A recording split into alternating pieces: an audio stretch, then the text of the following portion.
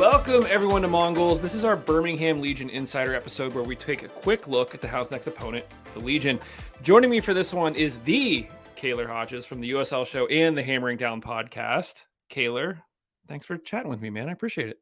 Hey, I appreciate you inviting me on. When I got the notification, I was pretty stoked. So I appreciate you inviting me. Listen, I'm equally as stoked. You are probably the second busiest content creator as it relates to the USL outside of our shared buddy John Morrissey, who I'm convinced is a vampire and just doesn't sleep. So, good for you, man. And I really do appreciate you taking the time. I'll start with a question that I always like to ask, completely open-ended. What do you like about the Legion this year? Roster wise, I think that I have really enjoyed the growth of certain players. Guys like Jake Roof, who have been around since 2021, 2021, one of the two. He was the Gatorade, Alabama Gatorade Player of the Year when he was in high school as a winger. And then he got moved to fullback in college. Then he became like a pseudo center back for the Legion. And now he's been probably the best central midfielder for the Legion this year. And it's been pretty cool to see him just kind of grow as a player. That's been really fun. Just in general, the thing that I really loved is a lot of playing the youth. There are the old guys. Everybody knows Enzo. He's old, and everybody knows that Matt Van Oekel is the oldest goalkeeper in the league, and I think the second oldest goalkeeper to ever record a save in the USL Championship. But other than that, it's a bunch of young guys, and it's just really fun to be a part of. Are you finding it that the young guys are making sort of meaningful contributions, or is it the case where the team is kind of like rolling out young guys, but they're not performing at the level at which you would hope to see for some of these younger guys? The youngest guy on the team is Ramiz Amuda, who just turned 16 a month ago. And a lot of us were begging for him to start because he was one of the best players on the pitch. Like, Wow. he's a guy who's starting for the U.S. youth national team as a center back, but when he comes on for the Legion, he has been a left back or a left mid option. And he's been fantastic, really, really good.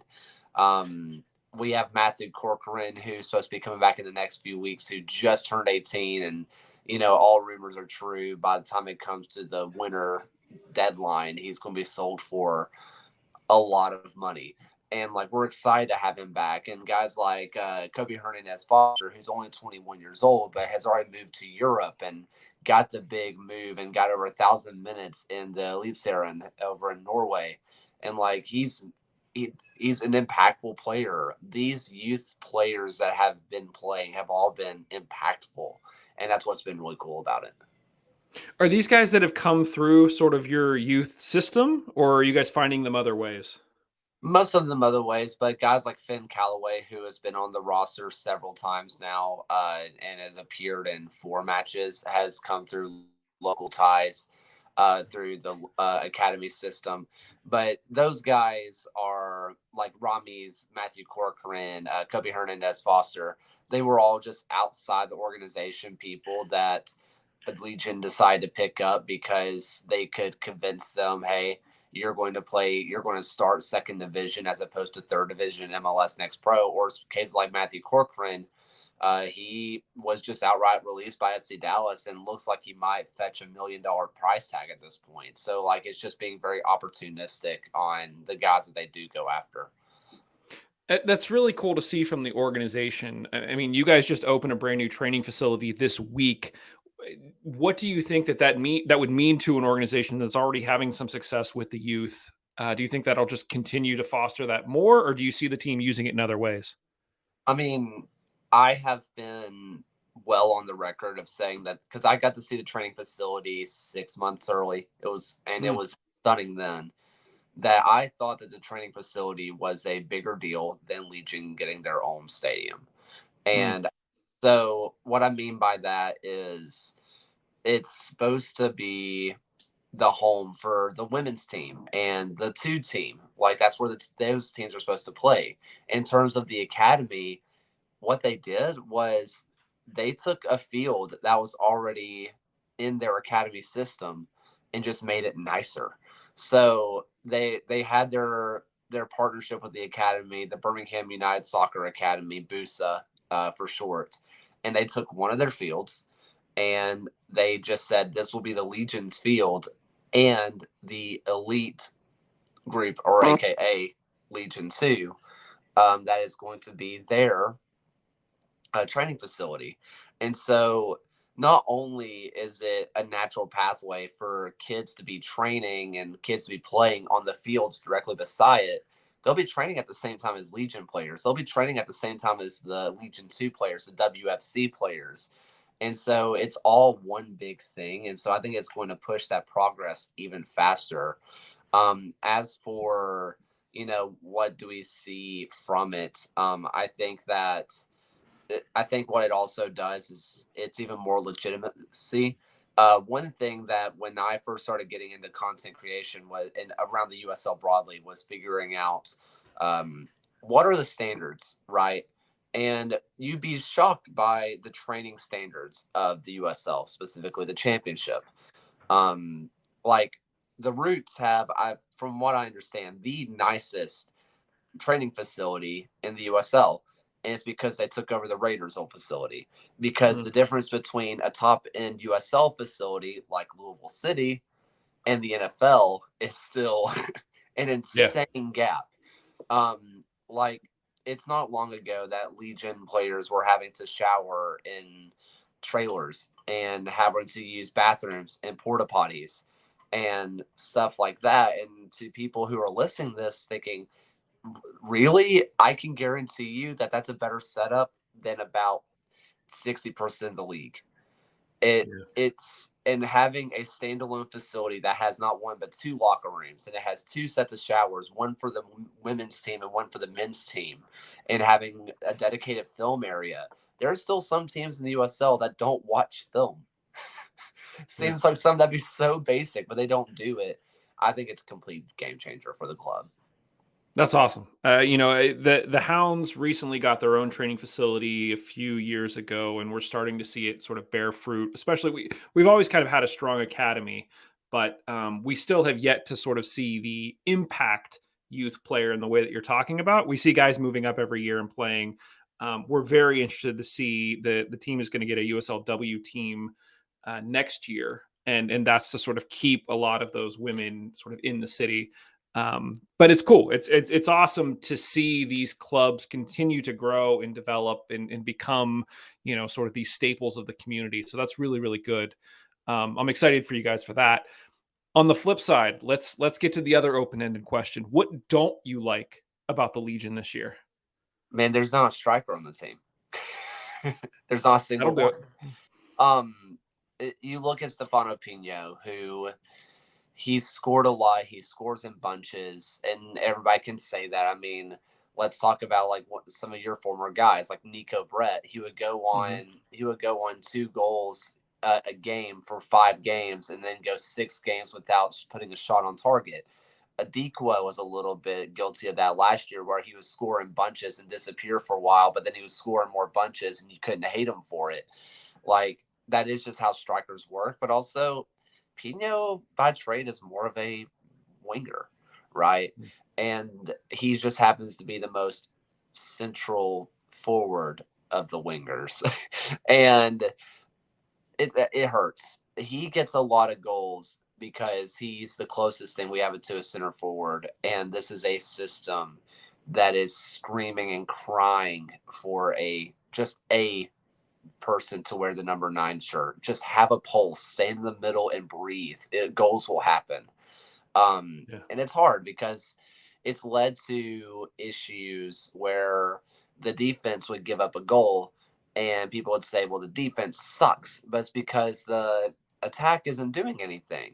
And when the ball is just being dispossessed and the midfield's under more pressure, they become a little bit more leaky. And when they become a little bit more leaky, the defense has to deal with more, yada, yada, yada. You end up losing games 2-1, and it's a late goal, and it feels like the defense is bad when that's just not the case.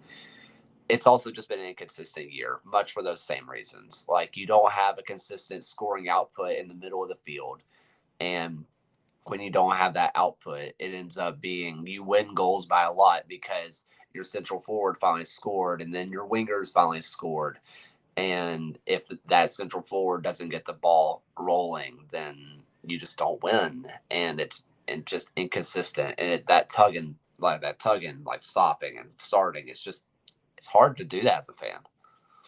It's funny because the similarities between what you're saying as it relates to the Legion and the Hounds that we've seen this year, we have designated strikers, but we've gone on massive goal droughts. And it's like you've said, where you lose a game 1-0 or you lose a game 2-1, and it's easy to point the finger at the defense. But it's like, no, we're getting in positions. We just need to be scoring more. So this game could be very interesting when they line up this weekend. Um, you guys have made the playoffs every season you've been in existence, correct? Never So missed, you're correct? you're you're currently 2 points above the playoff line. Are you feeling any pressure, or are you feeling good about where Birmingham are right now? I feel like talent on the pitch, it would take a real disaster to happen for the team to miss the playoffs. But to make the playoffs shouldn't be the standard at this Mm, point. And I know everybody wants to compare themselves to specifically Louisville City, but also your Tampa Bays, and say we should be making the Eastern Conference Finals every year.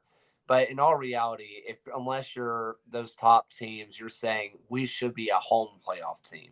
We need to have a game at home. That's where we want to perform, and that's where the standard should be. If you've never missed the playoffs, the goal shouldn't be to make the playoffs. The goal should be to host the playoffs. And I think fans are going to be disappointed because this is the standard, is making it. Anything less than that should be everybody's heads chopped off and get them out of here. Like, let's start over, basically. To be fair, I think a lot of Legion fans are already there. I think they're overreacting. I think that this has been Tommy Sohn's best coaching job that he has done. I think a couple of years ago, I would have been down with him being fired. But this year, I think he has earned himself another year or two. Like, his coaching job this year has been so good. But I'm not too worried unless it all just completely falls apart. well, let me ask you then. Let's take it up a notch. You said the standard should now be getting a home playoff game. You guys aren't far off from that either. Do you think that the Legion make that happen this year? I think we missed our chance. There was a match a couple of weeks ago that I'm blanking on who it was, but we lost 3-1, I think. I can't remember who that was against now, but it was on the same day that Indy had dropped points. And if we would have won that match, we would have gone into fourth place with a game in hand and up 2 points. We lost the game, end up tied. Indy wins. We drew. We drop below again. And it's like, that was the chance. That felt like the moment to get the ball rolling, and they didn't take advantage of it. And again, I think that the roster issues have been enough to give some grace. I mean, we have had 5 different goalkeepers appear for the team this year. Wow. Like, and we have had a revolving door of midfielders. And again, our only starting striker that was signed this year got hurt 60 minutes into the first game, and we have not seen him since. It's stuff like that I think a lot of fans still see the names that we do have and say we should be making the playoffs, but not really thinking about where do those names fit within the roster. Because yes, those names are awesome. Your Enzos, your Pashers, guys like that. Even Yeah. Matt Van Okel, Alex Cornale, Famo Kavita, guys that USL fans know, and then sit there and say who's surrounding them. Are they a starting striker? Are they your standout number 10? Are they your number 8? No. That's why we're having these issues. Yeah. No, that makes total sense. You watch a lot of USL. Yep. How do you think things shake out this weekend between the Hounds and the Legion? Man, it, I really like what Pittsburgh has going on right now. And as much as I dislike Pittsburgh because of the animosity that had built up over the last couple of years with the COVID game, and then the Yeah. the alleged Halloween party, and then you guys winning on penalties at our place, and so much more that happened there. Like, there was a built up animosity, I also just look at that roster and I love it. I love that roster, especially when you look at guys like EJ. Like you have guys up top, and Keziah Sterling is a guy that every single team in the USL should have paid so much money for. And if Bob Lilly is willing to start a Sterling and an EJ together, let Sterling be that hold up striker that he is, and let EJ, who's fast as lightning, run onto the ball in front of him. I think that Pittsburgh could go on a real run here, and including against Legion, I think they could win. Do I think Bob Lilly is going to do that? He's done it once or twice, but I don't think he's going to do it. He seems to be obsessed with Kizza being his next Decoy project. If that happens, I see this being a 1-1 draw, if I'm being really honest. I think that's a fair shout. And everything you've said is things that we as fans have said as well, where it's like, why do we keep seeing these same lineups? Let's start making tweaks. And, we've talked about it. Pittsburgh's in a position where we're going to have to play for wins. Like we can't just be getting draws because we need the points. Getting 1 point a game is not going to get us there. So I think a draw absolutely benefits you guys because it sort of keeps you where you are and it keeps us where we are. And that's great. We'll have to sort of wait and see. But Kaylor, this is fantastic. I appreciate you taking time out of your evening. Tell everyone where they can find you online and all the great stuff you're doing. If you want to find me or block me, whichever one, I am Kaylor Hodges. That's the Twitter account. Follow at the USL show. Like me and especially my co-host just put in so much work over there, and it's just a ton of fun. If you want just general news, because we're going to be covering the Super League, we cover the W League, League 2, and League 1. And if you want just outright coverage, all over coverage, the USL show is the place to be. If you just want incoherent ramblings on Legion and or weird teaching stories, that's where you should find me at Kaylor Hodges. Awesome. Kaylor, as I said, really appreciate the time. Looking forward to maybe doing this again in a few weeks when the teams square off again. And thanks everyone for watching and listening. Be sure to subscribe wherever you're enjoying this, and we will be back with more Hounds content very, very soon.